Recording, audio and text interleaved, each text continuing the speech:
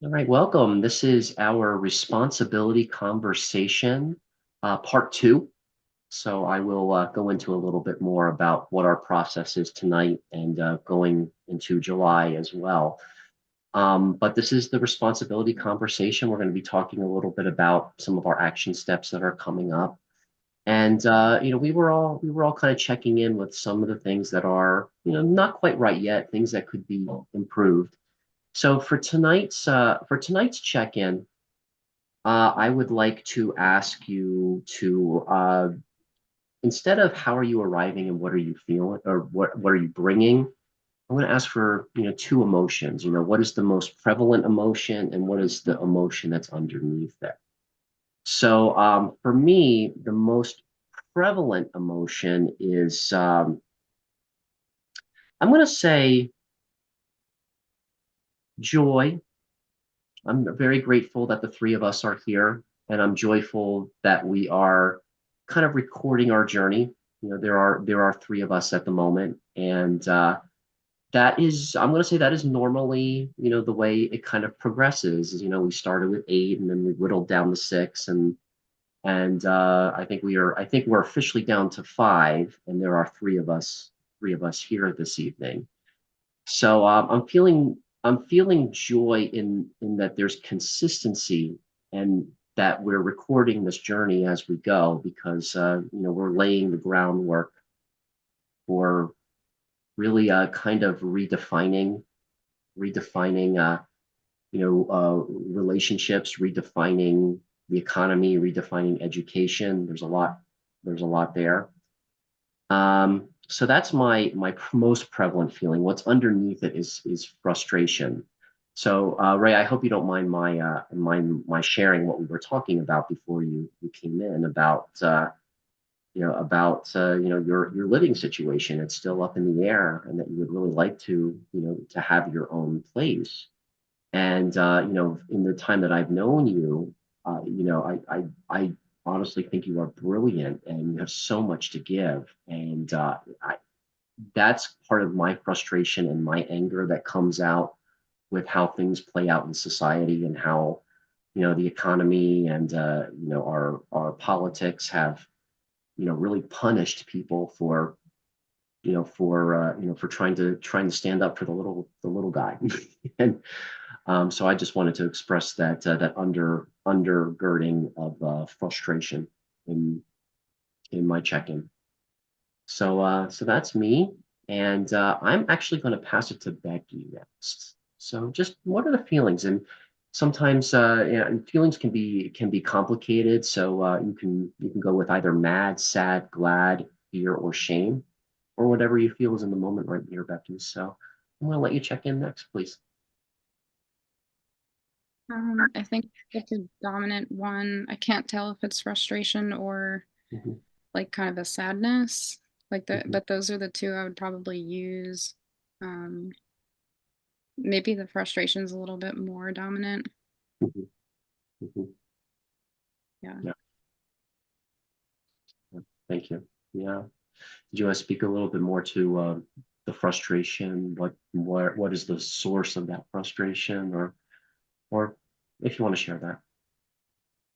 Yeah, it's a lot of different things. It's been this ongoing thing with frustration for me for the past couple weeks that I've been Mhm. trying to just like move past it and like come back around out of like the negativity like side of it. But I keep finding myself like up against things that are frustrating me like a lot. So Mhm. Got it. Mhm. Are you complete? yeah, I think so. All right, Ray, you're up. So I think that I'm mostly feeling really exhausted.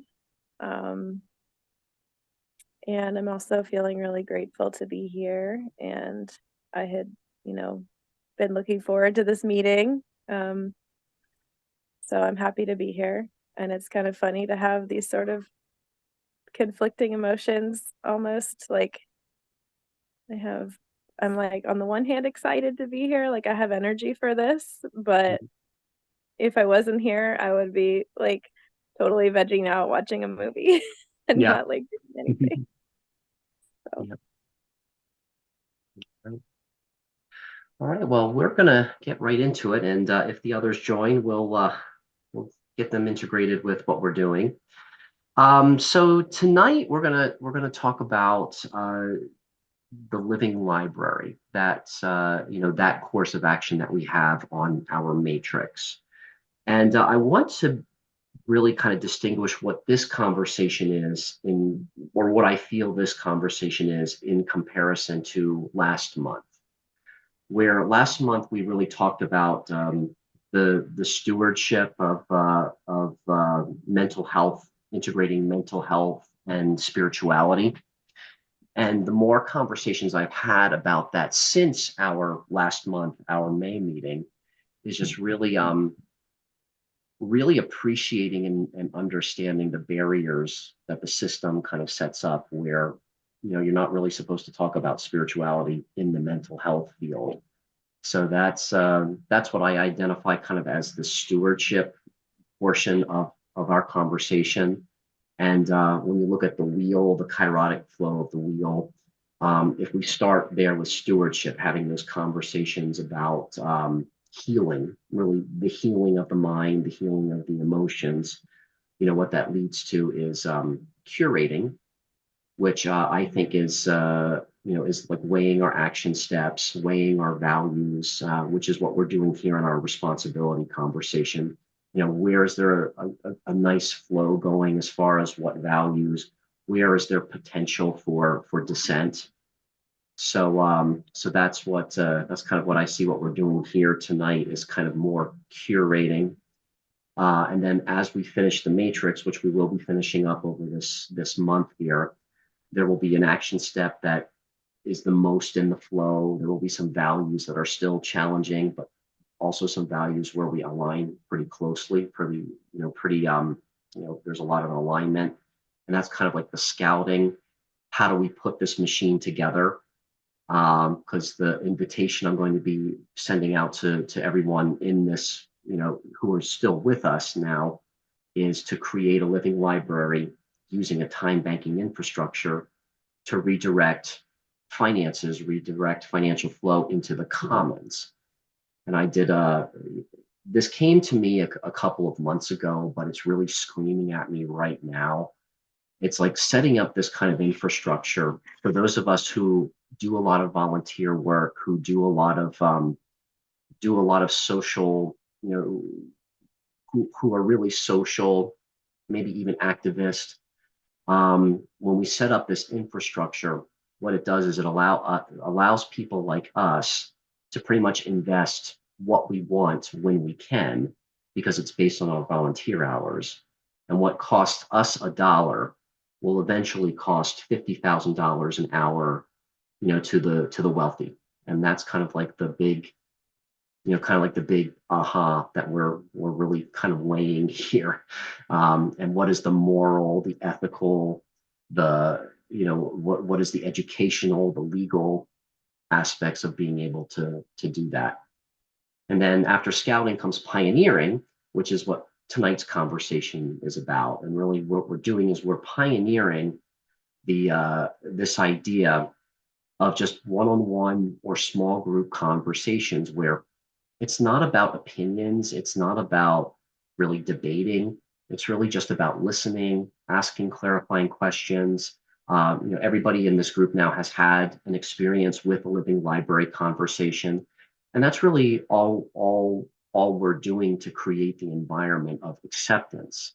And then what happens after that is it's called settling, but Kylie Stedman Gomes, who is kind of championing kairotic flow, is getting away from more of that language, and instead of calling it settler, it's cultivator. And then the town planning, we're getting away from that language as well, and that's more regulating. And that's where the time banking comes in. And really all the time banking is just having the presence of mind to use the software and log, the time that you're spending in volunteer and in service, and just categorizing it so that we can collect that data. So that's kind of like the entire kairotic flow there that we're building. So tonight we're going to go through our questions, and what we're going to be focusing on is those one-on-one conversations, where it's a living library conversation. It's an appreciation conversation where you just invest time with each other until there is an element of trust. And what has been coming up for me as I've been doing more of these conversations outside of our exploring integrity group is, sometimes there's a little bit of there's a little bit of a fear about recording it. And I want to say to anyone watching this as well too, even though I've been recording and sharing a lot of the living library conversations that I've been facilitating, they don't have to be recorded. All it is just investing time in each other to deepen trust and to deepen understanding. So before we go into the questions, I just want to ask both of you, what is still alive for you uh, upon reflecting on our living library conversation that we had, I guess, about 2 or 3 months ago? So I just want to ask that question to kind of jog your memory and kind of percolate the interests here. What do you remember and what is alive for you about your living library conversation that you and I had a couple months ago?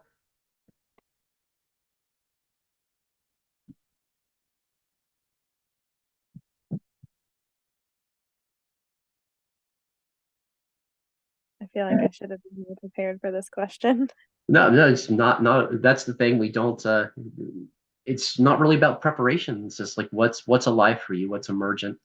It's Yeah, all an yeah, improv. It's all an yeah. improv. Um, the only thing that's coming to me, and I mean, it was quite a while ago. I was still in Maine. Lots of things have happened, but the thing that comes up for me right now is that I think that there were some things that we didn't quite get to that seemed to be something that you wanted to delve into, but I sort of went off on different rabbit holes and like kind of just spoke whatever was coming up. But I remember feeling like, wow, this was like a long time, but also there was just like so much more Mhm, that after reflecting, I was like, oh, I could have said this and I could have said that, or like, I could have gone into this tangent or whatever. And it just sort of felt like there's more to say. And so um I don't know, that's like the only it and I can't even remember what specifically it was, but mhm. um yeah, I don't know if you kind of felt that way too as the Actually, facilitator. not at all. I love the tangents that you were going on, Ray, because when having the space to the emergent space to really go where the energy goes with that, for me, what was most alive there was really was that how well you expressed kind of like the psychological barriers of religion, and just being able to identify those barriers, it kind of creates a sense of freedom. That's what's most alive for me from that conversation. Mhm. um Yeah. so so yeah, I have a friend, I think, I'm not sure, but Becky and I have a mutual friend. Well, you know Jamie from our karmic margin call conversations. Yeah, yeah. Yeah, Yeah. He was I a think, Waldorf, I think. yeah, and I'm going to share this conversation with Jamie as well too, because I think because of your bravery in speaking about your relationship to your parents, Jamie kind of had hello. Jamie kind of had the courage as well too to open up about the relationship that some of the friction that she had with her parents, or specifically her father as well. So there's like a common theme here of how to talk to your family about religion or about some of the politics or the harder, the more difficult conversations. So that's what's alive for me from our living library conversation. And that's also the purpose of a living library conversation is, after reflecting on it, and you think about, oh, well, what tangents did you go in that you might want to go deeper in. That's the potential for a new living library conversation that helps you to unpack and to make new distinctions. I think that's what the value of a living library really is. So yeah, so that's great. It's great. Sorry, my kids, I guess, finished the movie. I didn't know how long it was going to be. Yeah, no problem. No problem. Yep. Do you need to But yeah, step away for a moment? we'll see. I might, but I gave them some directions, and it's always kind of hit or miss whether they can do it or not without me, Okay. hurting cats. Okay. Okay, no problem. So we'll go to Becky here for the next installment of this conversation. Becky, any reflections on what Ray and I had just reflected back to each other, or anything that is alive for you that you still remember from the Living Library conversation that you participated in?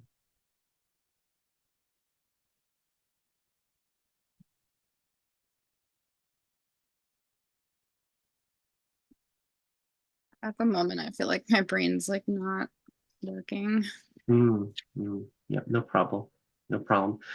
Well, I will say what's alive for me was how much the writing that you did, the preparation really lent itself to a lot of richness in that conversation. Um, I've been talking a lot over the last couple of days, and I've been thinking about you about this too, Becky, is that here in Philadelphia, the University of the Arts is closing down, and it's very sudden.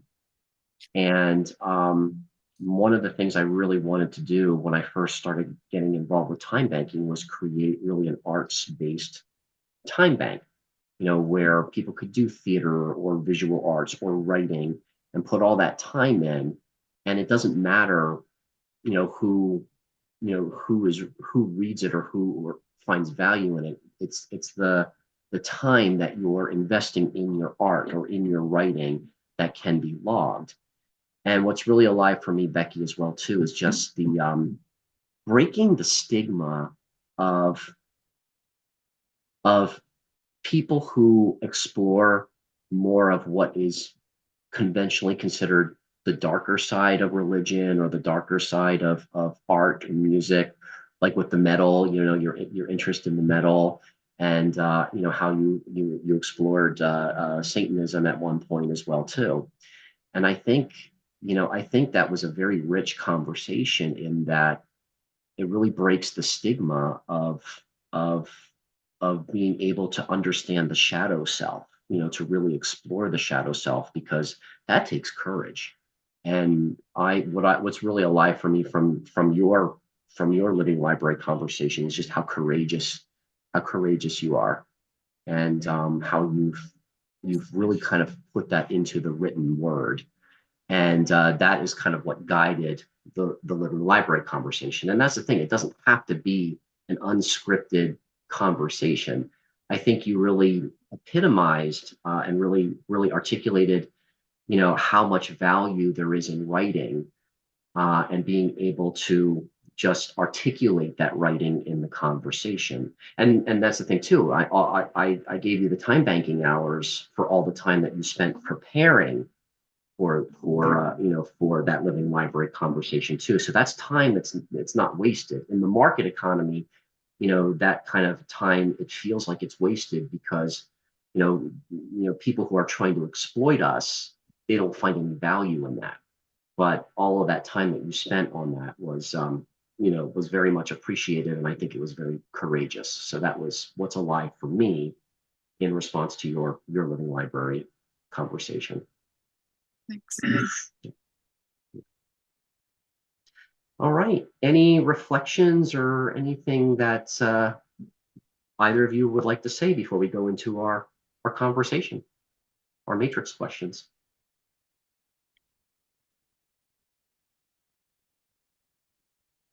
Okay. All right. Well, since it's only the three of us, then this will probably go by pretty quickly, and I can probably preview how I would like to continue our communications over the next couple weeks, going into our final conversation in July. So the living library. Yes, no, or not sure. Do you get a strong intuitive yes? when you hear about talking about the living library? Yes, maybe, I'm not sure. Okay, all right, great, thank you. All right. Do you feel that what you know and what you've experienced so far about a living library compromises your safety or someone else's? Mhm. Did you say what I share in the living library? I'm sorry, say that again? Did you say, can you just repeat the question? I didn't Sure. quite hear. Sure. Based on your experiences so far, with the living library concept, do you feel that your participation compromises your safety or someone else's safety? And I saw Becky had a maybe. I'm going to say a maybe too, because after I did that conversation with Jamie, she called me a couple days ago and just expressed a concern that she doesn't want everybody seeing it. She just wants people closer to her to see it. So yeah, so I'm a maybe on that one too. Okay, great, thank you. All right. Do you feel like in a living library conversation that you can be transparent? Okay, thank you. Thank you, Ray. Yeah, I'm gonna say yes as well too. I feel like I mean I don't mind whether it's recorded or not. I do feel that there is some withholding when it is recorded. But yeah, I do feel confident that I could be transparent. Do you feel like those conversations, one-on-one or in a very small group, helps you to discern between racial sensitivity and cultural sensitivity? Okay, thank you, Becky.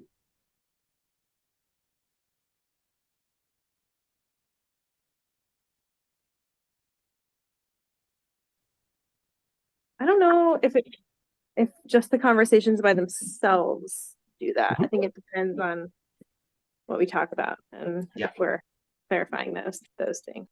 Okay, is that a maybe then? Yeah, yeah. For me, like I think of my conversation that I had with Kylia in the living library, but the aha moment for me on that came during our group meeting from I guess back in February or March. So I'm going to be a maybe on that one as well too. Do the conversations fully engage your attention? Mhm. Yeah, great. Okay. Is it easier for you to release judgment in the environment of a one-on-one conversation like in a living library? Okay. Thank you, Can Ray. what- What's that? you say it again? Yeah, sure. Within the context of a one-on-one conversation, like in a living library, where you're listening and asking clarifying questions, do you feel it is easier for you to release judgment? Hmm? Okay. Great. Okay.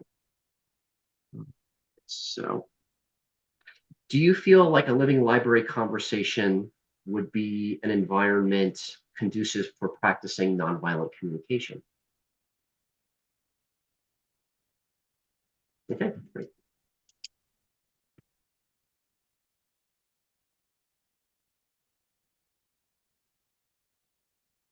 Okay, so cool. Okay. Do you feel like the living library allows for equal collaboration, that both people have an opportunity to collaborate equally? Yeah. I think so too, just because I'm still remembering last month's conversation. And for me, the distinction is like with you, Becky, because I feel like in the larger group conversations, I want to hear from you more. But in the living library conversation, I did get to hear from you more. So that's why I feel like there was more of an equality there.